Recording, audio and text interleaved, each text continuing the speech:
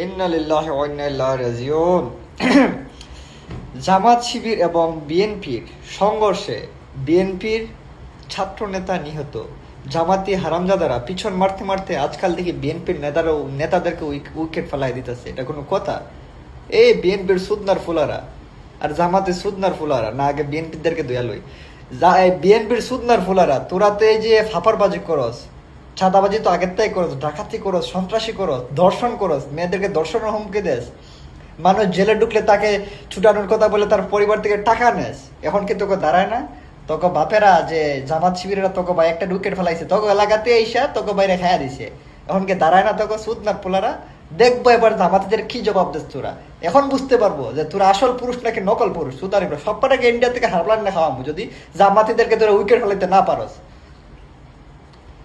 জামাতে ওইটা আরেক সুতানের পোলা পরবর্তীতে যদি ওদের উইকেট পড়ে তাহলে ওদের হয়ে